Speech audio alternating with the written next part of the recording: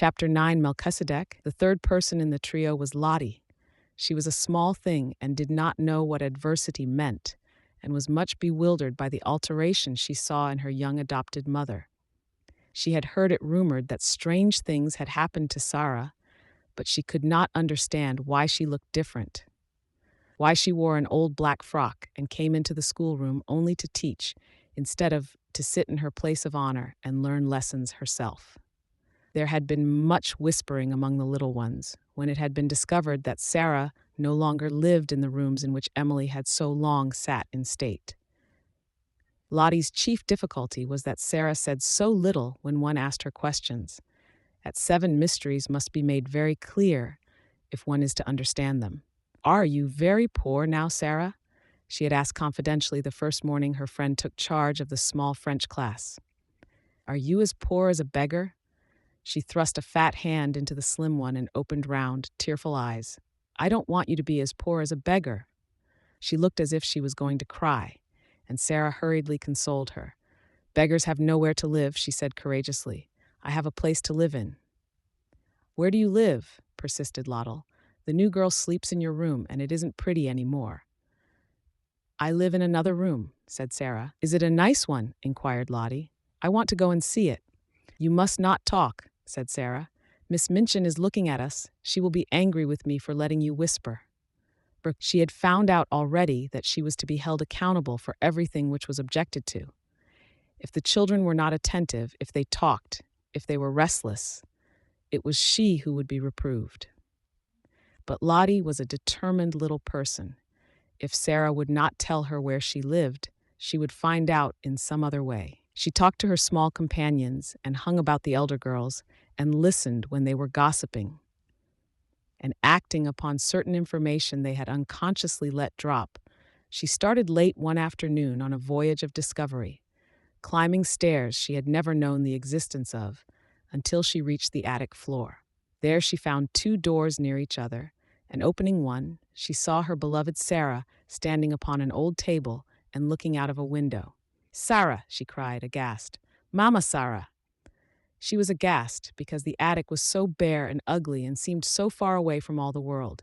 Her short legs had seemed to have been mounting hundreds of stairs. Sarah turned round at the sound of her voice. It was her turn to be aghast. What would happen now? If Lottie began to cry and anyone chanced to hear, they were both lost. She jumped down from her table and ran to the child. "Don't cry and make a noise," she implored. "I shall be scolded if you do, and I have been scolded all day. It's not such a bad room, Lottie." "Isn't it?" gasped Lottie, and as she looked round it, she bit her lip. She was a spoiled child yet, but she was fond enough of her adopted parent to make an effort to control herself for her sake. Then, somehow, it was quite possible that any place in which Sarah lived might turn out to be nice. "Why isn't it, Sarah?" she almost whispered. Sarah hugged her close and tried to laugh. There was a sort of comfort in the warmth of the plump, childish body. She had had a hard day and had been staring out of the windows with hot eyes. "You can see all sorts of things you can't see downstairs," she said. "What sort of things?" demanded Lottie, with that curiosity Sarah could always awaken even in bigger girls. "Chimneys, quite close to us, with smoke curling up in wreaths and clouds and going up into the sky, and sparrows hopping about and talking to each other just as if they were people, and other attic windows where heads may pop out any minute and you can wonder who they belong to. And it all feels as high up as if it was another world." "Oh, let me see it," cried Lottie. "Lift me up." Sarah lifted her up, and they stood on the old table together and leaned on the edge of the flat window in the roof and looked out. Anyone who has not done this does not know what a different world they saw. The slates spread out on either side of them and slanted down into the rain gutter pipes. The sparrows, being at home there, twittered and hopped about quite without fear. 2 of them perched on the chimney top nearest and quarreled with each other fiercely until one pecked the other and drove him away. The garret window next to theirs was shut because the house next door was empty. "I wish someone lived there," Sarah said. "It is so close that if there was a little girl in the attic, we could talk to each other through the windows and climb over to see each other if we were not afraid of falling." The sky seemed so much nearer than when one saw it from the street that Lottie was enchanted. From the attic window, among the chimney pots, the things which were happening in the world below seemed almost unreal. One scarcely believed in the existence of Miss Minchin and Miss Amelia and the schoolroom, and the roll of wheels in the square seemed a sound belonging to another existence. "Oh, Sarah," cried Lottie, cuddling in her guarding arm, "I like this attic. I like it. It is nicer than downstairs." "Look at that sparrow," whispered Sarah. "I wish I had some crumbs to throw to him." "I have some," came in a little shriek from Lottie. "I have part of a bun in my pocket. I bought it with my penny yesterday, and I saved a bit." When they threw out a few crumbs, the sparrow jumped and flew away to an adjacent chimney top. He was evidently not accustomed to intimates in attics, and unexpected crumbs startled him. But when Lottie remained quite still and Sarah chirped very softly, almost as if she were a sparrow herself, he saw that the thing which had alarmed him represented hospitality, after all. He put his head on one side and from his perch on the chimney looked down at the crumbs with twinkling eyes. Lottie could scarcely keep still. "Will he come? Will he come?" she whispered.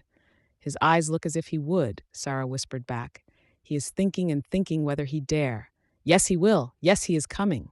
He flew down and hopped toward the crumbs, but stopped a few inches away from them, putting his head on one side again, as if reflecting on the chances that Sarah and Lottie might turn out to be big cats and jump on him. At last his heart told him they were really nicer than they looked, and he hopped nearer and nearer, darted at the biggest crumb with a lightning peck, seized it, and carried it away to the other side of his chimney. "Now he knows," said Sarah, "and he will come back for the others." He did come back and even brought a friend, and the friend went away and brought a relative, and among them they made a hearty meal, over which they twittered and chattered and exclaimed, stopping every now and then to put their heads on one side and examine Lottie and Sarah. Lottie was so delighted that she quite forgot her first shocked impression of the attic. In fact, when she was lifted down from the table and returned to earthly things as it were, Sarah was able to point out to her many beauties in the room, which she herself would not have suspected the existence of. "It is so little and so high above everything," she said, "that it is almost like a nest in a tree. The slanting ceiling is so funny. See, you can scarcely stand up at this end of the room, and when the morning begins to come, I can lie in bed and look right up into the sky through that flat window in the roof. It is like a square patch of light. If the sun is going to shine, little pink clouds float about, and I feel as if I could touch them. And if it rains, the drops patter and patter as if they were saying something nice. Then if there are stars, you can lie and try to count how many go into the patch. It takes such a lot. And just look at that tiny rusty grate in the corner. If it was polished and there was a fire in it, just think how nice it would be. You see, it's really a beautiful little room." She was walking round the small place, holding Lottie's hand and making gestures which described all the beauties she was making herself see. She quite made Lottie see them too. Lottie could always believe in the things Sarah made pictures of. "You see," she said, "there could be a thick, soft blue Indian rug on the floor, and in that corner there could be a soft little sofa with cushions to curl up on, and just over it could be a shelf full of books so that one could reach them easily. And there could be a fur rug before the fire, and hangings on the wall to cover up the whitewash, and pictures. They would have to be little ones, but they could be beautiful. And there could be a lamp with a deep rose-colored shade, and a table in the middle with things to have tea with, and a little fat copper kettle singing on the hob. And the bed could be quite different. It could be made soft and covered with a lovely silk coverlet. It could be beautiful. And perhaps we could coax the sparrows until we made such friends with them that they would come and peck at the window and ask to be let in." "Oh, Sarah," cried Lottie, "I should like to live here." When Sarah had persuaded her to go downstairs again, and, after setting her on her way, had come back to her attic, she stood in the middle of it and looked about her. The enchantment of her imaginings for Lottie had died away. The bed was hard and covered with its dingy quilt. The whitewashed wall showed its broken patches. The floor was cold and bare, the grate was broken and rusty, and the battered footstool, tilted sideways on its injured leg, the only seat in the room. She sat down on it for a few minutes and let her head drop in her hands. The mere fact that Lottie had come and gone away again made things seem a little worse, just as perhaps prisoners feel a little more desolate after visitors come and go, leaving them behind. "It's a lonely place," she said. "Sometimes it's the loneliest place in the world."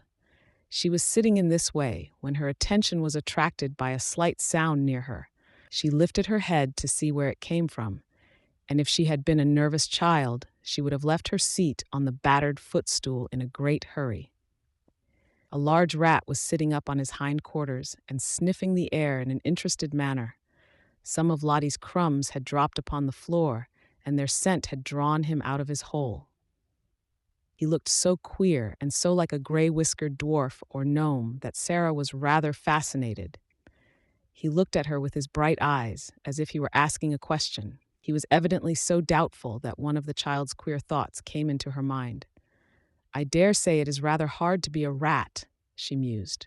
"Nobody likes you. People jump and run away and scream out, 'Oh, a horrid rat!' I shouldn't like people to scream and jump and say, 'Oh, a horrid Sarah,' the moment they saw me, and set traps for me and pretend they were dinner. It's so different to be a sparrow. But nobody asked this rat if he wanted to be a rat when he was made. Nobody said, 'Wouldn't you rather be a sparrow?'" She had sat so quietly that the rat had begun to take courage. He was very much afraid of her, but perhaps he had a heart like the sparrow, and it told him that she was not a thing which pounced. He was very hungry. He had a wife and a large family in the wall, and they had had frightfully bad luck for several days. He had left the children crying bitterly and felt he would risk a good deal for a few crumbs, so he cautiously dropped upon his feet. "Come on," said Sarah. "I'm not a trap. You can have them, poor thing. Prisoners in the Bastille used to make friends with rats. Suppose I make friends with you." How it is that animals understand things I do not know, but it is certain that they do understand. Perhaps there is a language which is not made of words, and everything in the world understands it. Perhaps there is a soul hidden in everything, and it can always speak, without even making a sound, to another soul. But whatsoever was the reason, the rat knew from that moment that he was safe, even though he was a rat. He knew that this young human being sitting on the red footstool would not jump up and terrify him with wild, sharp noises, or throw heavy objects at him, which, if they did not fall and crush him, would send him limping in his scurry back to his hole. He was really a very nice rat, and did not mean the least harm. When he had stood on his hind legs and sniffed the air, with his bright eyes fixed on Sarah, he had hoped that she would understand this, and would not begin by hating him as an enemy. When the mysterious thing which speaks without saying any words told him that she would not, he went softly toward the crumbs and began to eat them. As he did it, he glanced every now and then at Sarah, just as the sparrows had done, and his expression was so very apologetic that it touched her heart. She sat and watched him without making any movement. One crumb was very much larger than the others. In fact, it could scarcely be called a crumb. It was evident that he wanted that piece very much, but it lay quite near the footstool and he was still rather timid. "I believe he wants it to carry to his family in the wall," Sarah thought. "If I do not stir at all, perhaps he will come and get it." She scarcely allowed herself to breathe. She was so deeply interested. The rat shuffled a little nearer and ate a few more crumbs. Then he stopped and sniffed delicately, giving a side glance at the occupant of the footstool. Then he darted at the piece of bun with something very like the sudden boldness of the sparrow, and the instant he had possession of it, fled back to the wall, slipped down a crack in the skirting board, and was gone. "I knew he wanted it for his children," said Sarah. "I do believe I could make friends with him."